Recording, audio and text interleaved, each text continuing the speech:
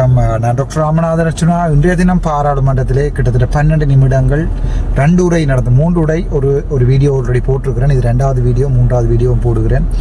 2வது உரை நடந்தது. பாராளுமன்றத்திலே சில விடயங்கள் விவாதிக்கப்பட்டது. அரை மணித்தியாலங்கள், அதாவது அதில் தரப்பட்ட அரைவாசி நிமிடங்கள் தமிழிலே கதைத்திருக்கிறேன். மிகுதி நிமிடங்கள் சிங்களத்திலே கதைத்திருக்கிறேன். அவருடைய தமிழாக்கத்தை இதில் போட்டிருக்கிறேன். நீங்கள் கட்டாயம் பார்க்க வேண்டிய சில நேரங்களில் கடைசி வீடியோவாக கூட இவைகள் இருக்கலாம். இதை நீங்கள் பாருங்கள். ஆனால் நான் எங்களுடைய தமிழர்கள் அரசியலிருந்து போவதில்லை. நன்றி, வணக்கம். டாக்டர் ராமநாதன்.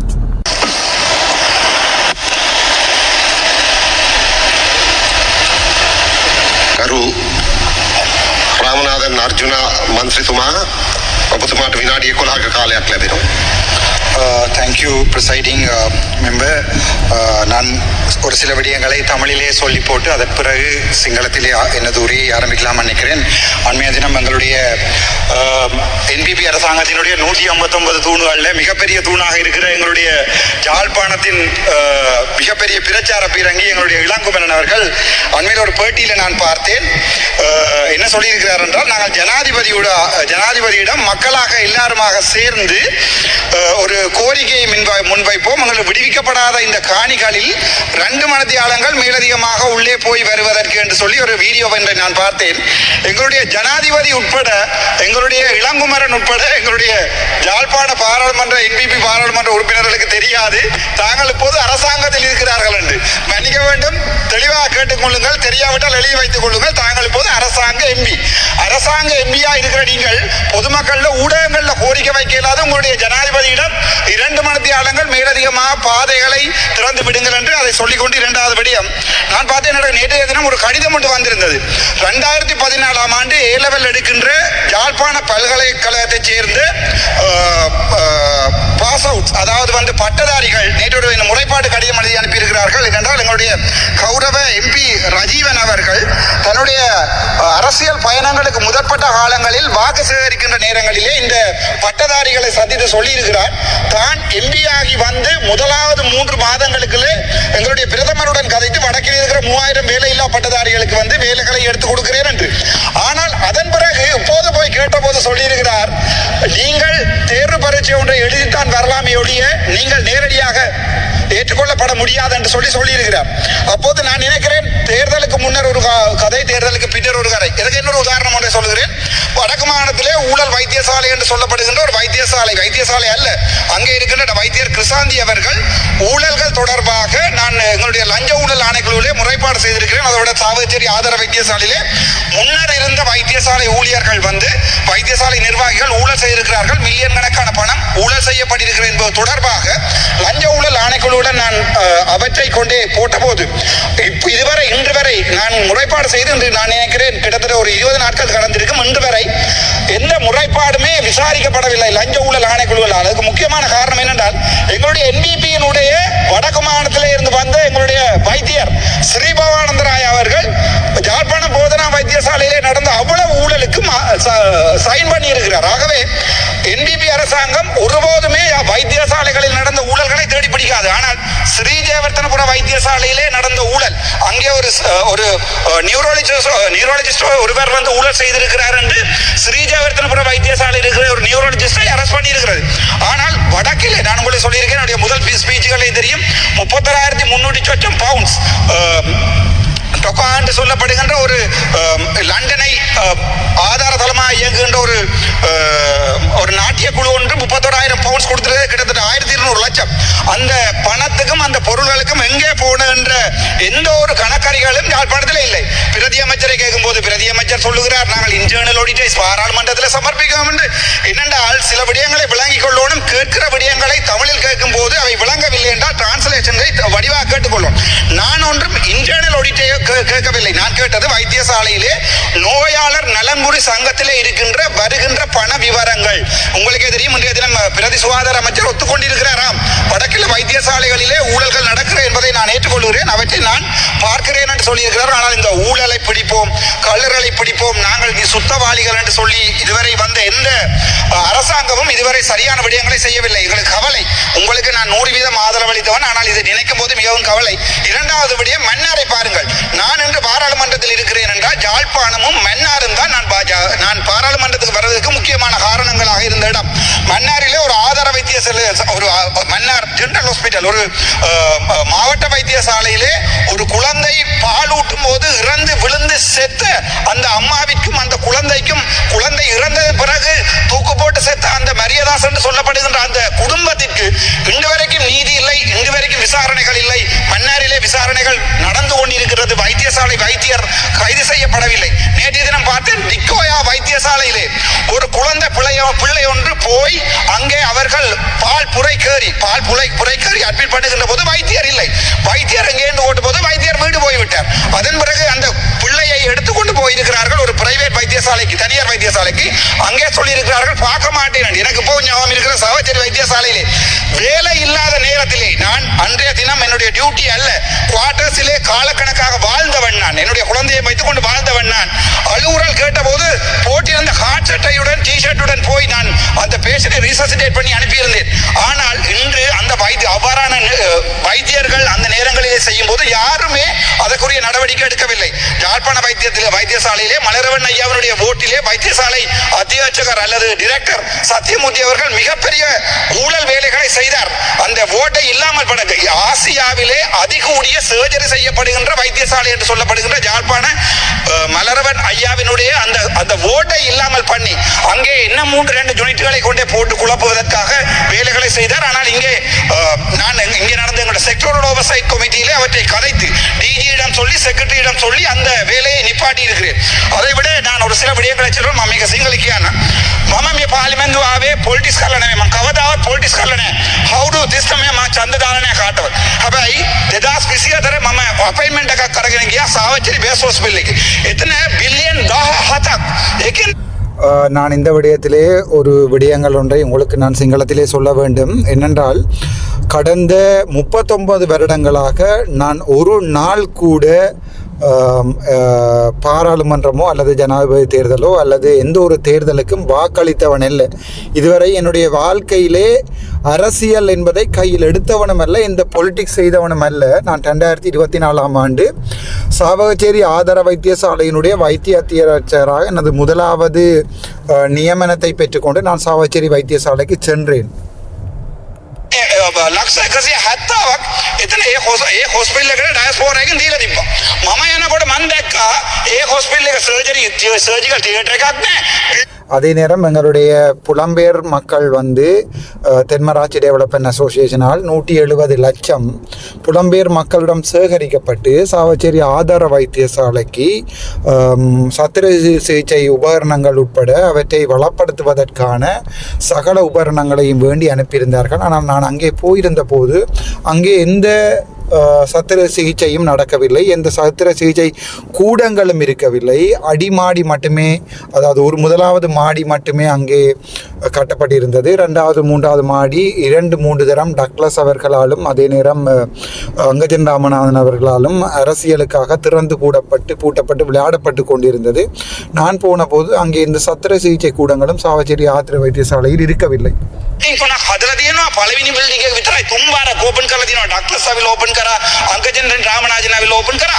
බිලියන් 10 ගාණක් මේ වඩුවවල තියෙනවා පිටරට නම් ඒවා නැහැ. එතකොට මම ඒක அப்போது நான் பார்த்தேன் 17 மில்லியன் பெறுமதியான பணங்கள் வெளிநாட்டிலிருந்து அனுப்பப்பட்டது. அந்த பணத்துக்கு உபகரணங்கள் கொள்வனவு செய்யப்பட்ட அந்த வைத்தியசாலைக்கு அனுப்பப்பட்டிருந்தது. ஆனால் அவற்றில் ஒன்றுமே அங்கே இருக்கவில்லை. මගේ ෆේස්බුක් එක දැම්මා මේ මෙච්චර ගාණක් දීලා තියෙනවා, හැබැයි මේ ටික නැති වෙනවා කෝ කියලා. එතකොට GMO මාව ස්ට්‍රයික් කරලා ඊට පස්සේ දිගින් දිගටම රනිල් මාත්‍යා මාව අදලා මගේ විවචන ආයත් මාව ගෙන්නලා කතා කරලා ඊට පස්සේ දිගින් දිගටම කියලා මම அப்போது நான் பார்த்தேன், இந்த விடயங்களை முகப்புத்தகத்தில் போட்டால் தான் பொதுமக்களுக்கு தெரியப்படுத்தலாம் என்பதற்காக என்னுடைய முகப்புத்தகத்திலே நான் அவற்றை போட்டபோது பெரிய பிரச்சனையை ஆரம்பித்தது. கவர்மெண்ட் மெடிக்கல் ஆஃபீஸர்ஸ் என்று சொல்லப்படுகின்ற அரச வைத்திய அதிகாரிகள் சங்கம் எனக்கு எதிராக போராட்டங்களை ஆரம்பித்தது. அதன்போது ஏற்பட்ட போராட்டங்களால் ரணில் அவர்கள் அந்த நேரத்திலே அரசியல் குழப்பங்கள் நாட்டில் இருந்தபடியால் என்னை அங்கேயும் இங்கேயும் இழுத்தடித்து என்னை டிரான்ஸ்ஃபர் செய்து என்னை வேலையிலிருந்து தூக்குவதற்காக மேக்சிமம் முயன்றார்கள். அதே நேரம் எங்களுடைய எதிர்க்கட்சி தலைவர் சஜித் பிரேமதாஸ் அவர்கள் என்னை ஒரு தடவை 7 மன்றால் பாராளுமன்றத்துக்கு சந்திக்குமாறு அழைத்திருந்தார். நான் அவற்றை அங்கே போய் அவரை சந்தித்திருந்தேன் என்று சொல்லுகிறேன். செப்டம்பர் 26 වෙනිදා මම හිරේ යනවා. 29 වෙනිදා හිටපු පාර්ලිමේන්තු මේ සෙක්‍රටරි කවුද පාර්ලිමේන්තු නෙවෙයි මේ හෙල්ත් මිනිස්ටර් සෙක්‍රටරි පාලිත මයිබාල මට ලියුමක් ගහනවා මම අද ඉන්නම් ඉවත් වෙලා ඒ කියන්නේ මගේ அதே நேரம் செப்டம்பர் 26ஆம் தேதி நான் சிறைப்பிடிக்கப்பட்டு சிறைக்கு செல்லுகின்றேன். நான் சிறையில் இருக்கின்ற அந்த நாட்களிலே 29ஆம் தேதி செப்டம்பர் 29ஆம் தேதி அப்போது இருந்த சுகாதார அமைச்சின் செயலாளர் என்னை வேலையிலிருந்து நிப்பாட்டுவதாக கடிதம் அடிக்கிறார். ஆனால் அந்த கடிதத்தை வாசிக்கக்கூடிய நிலைமையில் நான் இருக்கவில்லை. அப்போது நான் சிறையில் இருக்கிறேன். ලෙටර් එක තිබ්බ හෙඩින් එක irresponsible behavior of Dr. Ramanathan Arjuna කියන එක තමයි ඒ ලෙටර් එකේ මම කරපු වැරද්ද. அப்போது அந்த கடிதத்தினுடைய தலையங்கம் எவ்வாறு அமைந்திருந்ததென்றால் irresponsible activities of behavior of doctor Ramanathan Archuna, அதாவது பொறுப்பற்ற முறையில் வைத்தியசாலையில் நடந்து கொண்டமை என்றுதான் இருந்தது. ஆனால் அந்த என்ன பொறுப்பற்ற விதத்தில் என்ன பிழைகளை செய்தேன் என்று எந்த குற்றச்சாட்டுகளும் அங்கே காட்டப்படவில்லை.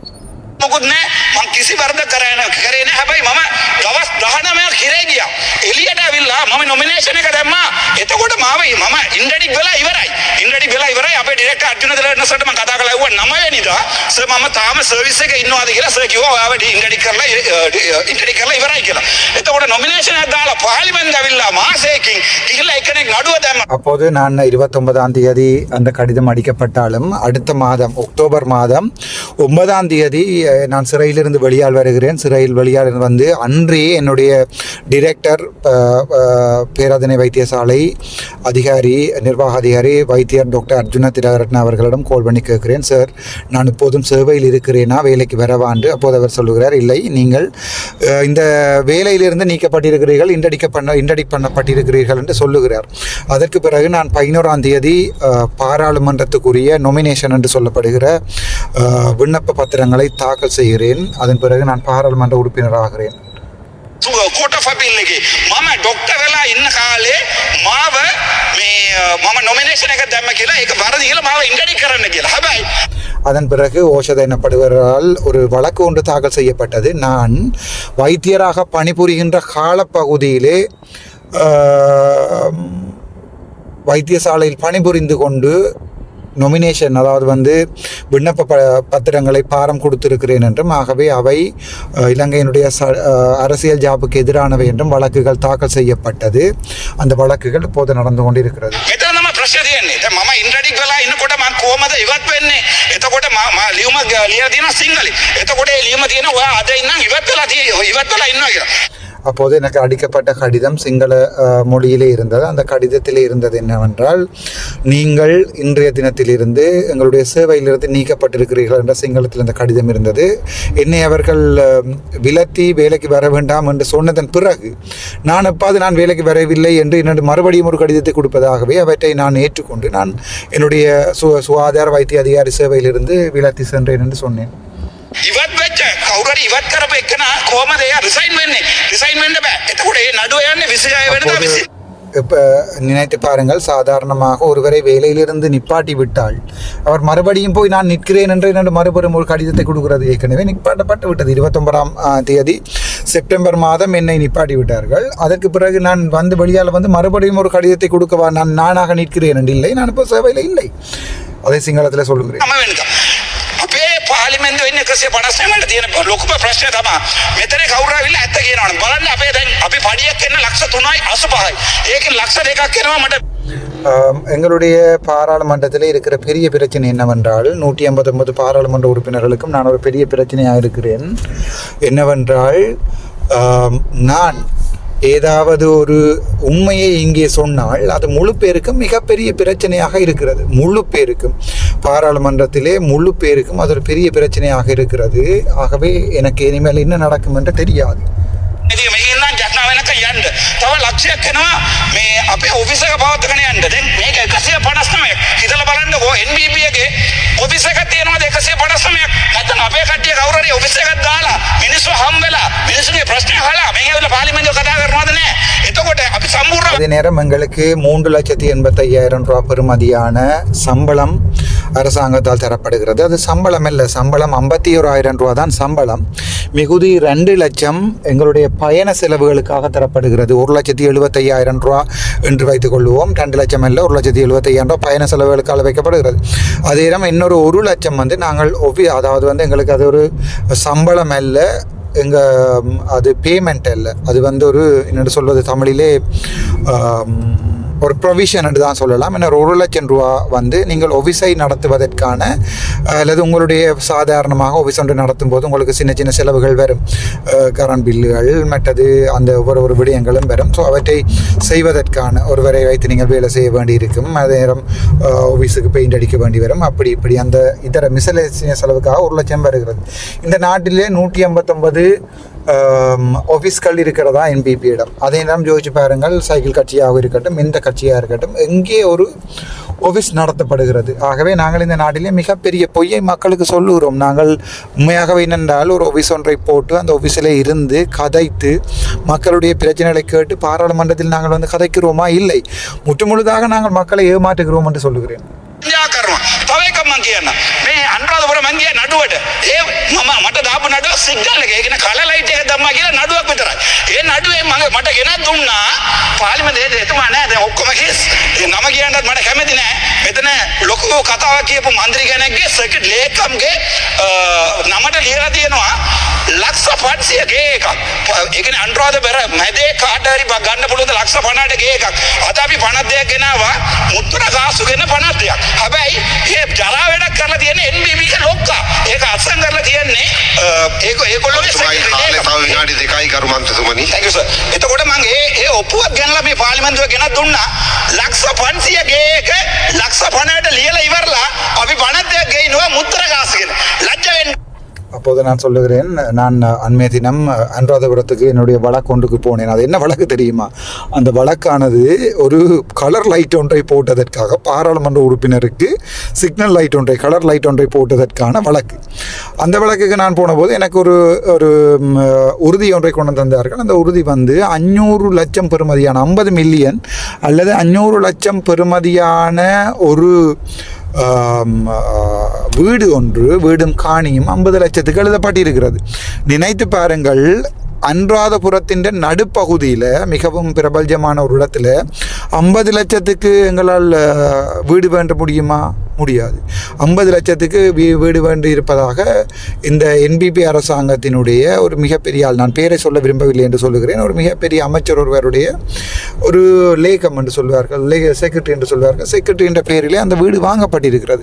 இப்போது நாங்கள் ஒரு சட்டமூலத்தை கொண்டு வருகிறோம். முத்துரை காசை 2 மடங்காக அதிகரிக்கின்ற, முத்துரை காசை கூட்டுகின்ற. ஆனால் அந்த முத்துரை காசுகளே பிழை விட்டது தான் இந்த என்பிபி. அதாவது வந்து தெரிந்தும் அந்த வீடு 500 லட்சம், அந்த வீடு வந்து 50 லட்சமோ 20 லட்சத்துக்கோ வேண்டியது. அப்படி ஒரு விடயங்களை எழுதின இந்த அரசாங்கம் தான் இந்த சட்ட மூலங்களை கொண்டு வருகிறது. முற்றுமுழுதாக இந்த சமூகம் ஏமாற்றப்படுகிறது.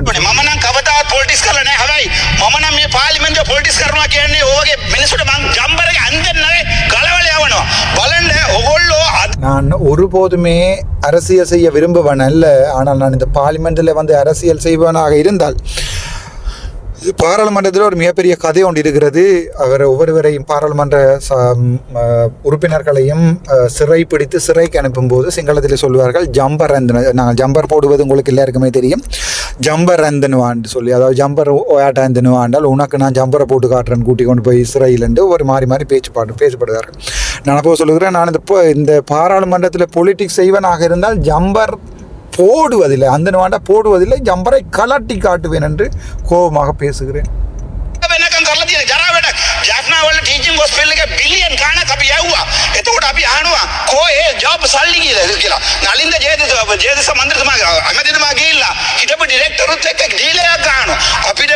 இப்போ நான் சொல்லுகிறேன், அதே நேரம் வடக்கு மாகாண வைத்தியசாலை, முக்கியமாக யாழ்ப்பாண போதனா வைத்தியசாலையிலே மில்லியன் கணக்கான பணம் பொதுமக்களால் அனுப்பப்பட்டது.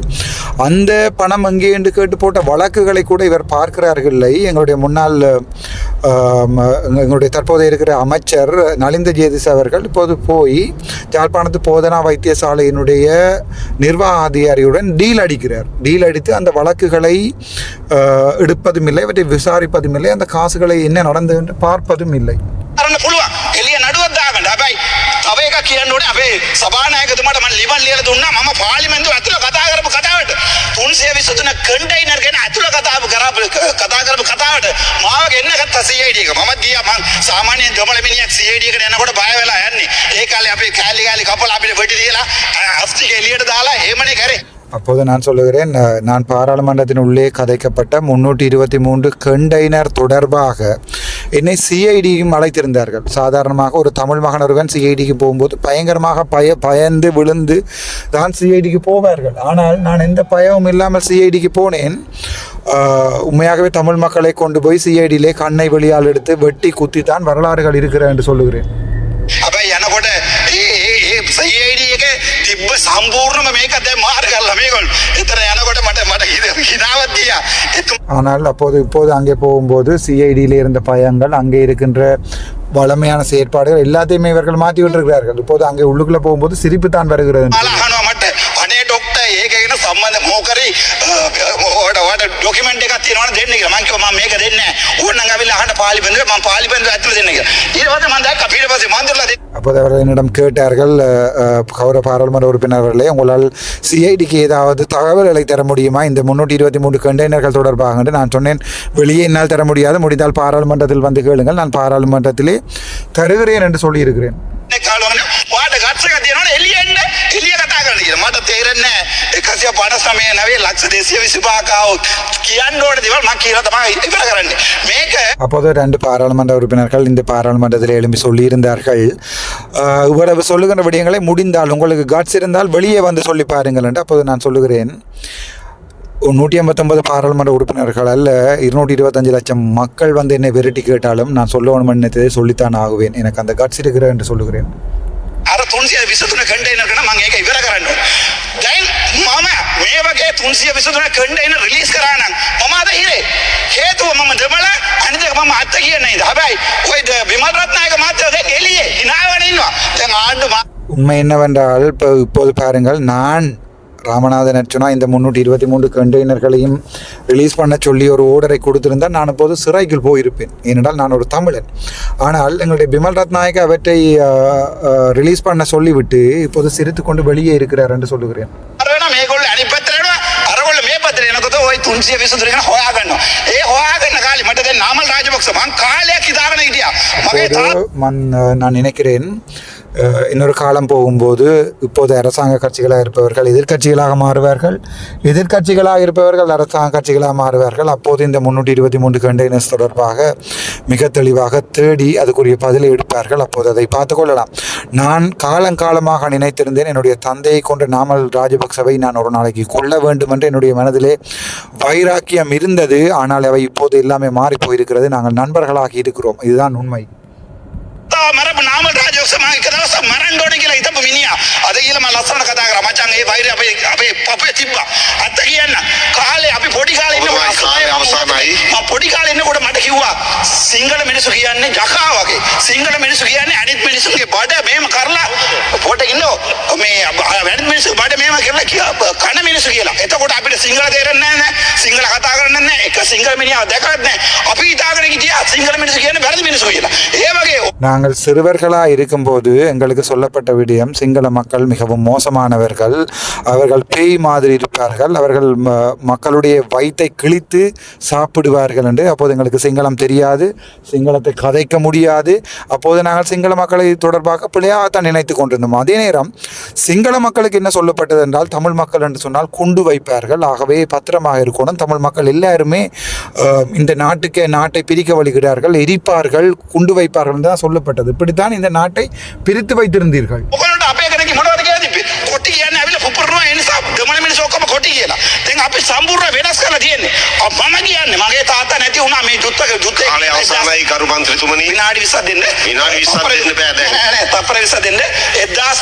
அப்போது நான் சொல்லுகிறேன், என்னுடைய தந்தை அவர்கள் 1966ஆம் ஆண்டு இலங்கை போலீஸிலே சேர்ந்து 83ஆம் ஆண்டு ஜூலை, அதாவது கருப்பு ஜூலை வரைக்கும் வேலை செய்தவர். நாங்கள் இந்த நாட்டிலே ஒற்றுமையாக வாழ்ந்த ஒரு சமூகம், நாங்கள் சண்டை பிடிக்கவில்லை. ஆனால் அப்போது அவர் நிப்பாட்டுகிறார் எங்களுடைய சபாநாயகர், உங்களுடைய நேரம் முடிந்து விட்டேன். அப்போ நான் சொல்கிறேன் வினாடி விசத் என்று, அதாவது 20 நிமிடம் தாங்கள் என்று. அவர் பயந்து விட்டு சொல்லுகிறார், இன்னும் 20 நிமிடம் உங்களுக்கு தர முடியாதுன்னு நான் சிரிச்சு கொண்டு சொல்கிறேன். மாறி சொல்லிவிட்டேன், வினாடி அல்ல தப்பரண்டா செகண்ட், 20 செகண்ட் தாருங்கள் ஐயாண்டு. 1983 මගේ තාත්තා ජූලි 1960 පොලිස් එකේ ඇවිල්ලා police team football team captain හිටපු මගේ තාත්තා 83 ජූලි කලින් ජූලි නිසා ජැෆ්නා ආවා. ඇවිල්ලා අපි සම්පූර්ණම ඉවත් වෙලා කොටි එක හදනකොට අපේ තාත්තා ගිහලා හොටියක ජොයින් අපිට කන්න බොන්න මොකුත් තිබ්බේ නැහැ. අපි කොහෙද යන්නේ? තාත්තට පුළුවන් පොලිසිය වැඩ විතරයි. එතකොට ගිහලා එතන පොලිසිය පඩියකට ගියා. පිට කරා. ඒකට දැන් ඇවිල්ලා මේගොල්ලෝ කියන්නේ තවත් ඒ විදිහට අපේ රට හදන්න ඕනේ කියලා. මම නම් කියන්නේ මේ පාර්ලිමේන්තුව අපි කියොත් කවුරුත් ඉගෙන ගත්ත පුද්ගලයා ඇවිල්ලා මේ පාර්ලිමේන්තුවේ ජීවත් වෙන්න බෑ. මේ அதே நேரம் நான் சொல்லுகிறேன், தந்தை அந்த நேரங்களிலே எங்களுக்கு சாப்பிட வழி இல்லாமல் இருந்தது. எங்களுடைய தந்தைக்கு தெரிந்தது ஒரு போலீஸ் வேலை மட்டும்தான். ஆகவே இயக்கம், எங்களுடைய தமிழீழ விடுதலை புலிகள் தமிழீழ விடுதலை புலிகளுடைய போலீஸ், அதாவது காவல்துறையை அவர்கள் ஆற்றும் போது, அதை உருவாக்கும் போது தந்தை அதிலே போய் சேர்ந்திருந்தார். எங்களுக்கு சாப்பிடுவதற்கு வழி இருக்கவில்லை. 83ஆம் ஆண்டு நாங்கள் மக்கள் கொலை செய்யப்பட்டு குற்றீராக கொழும்பிலிருந்து அடித்து விரட்டப்பட்டோம். இதுதான் நடந்த உண்மை என்று சொல்லுகிறேன். என்ன ஒன்றை நான் சொல்ல விரும்புகிறேன், இந்த பாராளுமன்றத்திலே படித்த ஒரு மனிதனுக்கு இங்கே இருக்க முடியாது. இவை தலையிடிக்கும் இங்கே இருப்பது. இந்த பாராளுமன்றத்துக்கு ஏ-லெவல் கூட இல்லாத சந்திரசேகர் போன்றவர்களால் மட்டும்தான் இந்த பாராளுமன்றத்திலே இருக்க முடியும். மற்றபடி எங்களால் இங்கே இருக்க முடியாது என்று சொல்லுகிறேன்.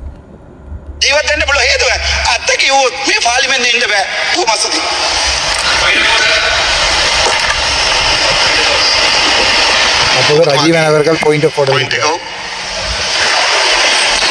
சபைக்கு திறந்தாங்க உறுப்பினர்களே, இன்றைய தினம் தனது உரையிலே டாக்டர் அர்ச்சுனா அவர்கள் நான் பட்டதாரிகளை சந்தித்து அவர்களுக்கு பொய்யான வாக்குறுதியை கொடுத்து தேர்தல் பிரச்சாரத்துக்கு பயன்படுத்தி விட்டு இப்பொழுது ஏமாற்றியதாக கூறுகின்றார். நாங்கள் தேசிய மக்கள் சக்தி, இந்த அரசாங்கம் யாரையும் ஏமாற்றுவதில்லை. அவரை நாங்கள் சந்தித்திருந்தோம். சந்தித்த பொழுது நாட்டில் இருக்கிற நிலைமைகளை தெளிவுபடுத்தி பட்டதற்கான வேலைவாய்ப்புகள் எப்படி இருக்கும் என்று நாங்கள் தெளிவாக கூறியிருந்ததை தவிர அவர்களை நாங்கள் ஏமாற்றி வாக்குகளை பெற்றது கிடையாது. ஆனால் இந்த சபையிலே அவ்வாறு கருத்துக்களை முன்வைத்து அவர்களை எங்களுக்கு எதிராக திசை திருப்புகின்ற செயல்பாடு நான் அவதானித்தேன். எனவே முற்றாக இந்த விஷயத்தை நான் நிராகரித்துக் கொள்கின்றேன்.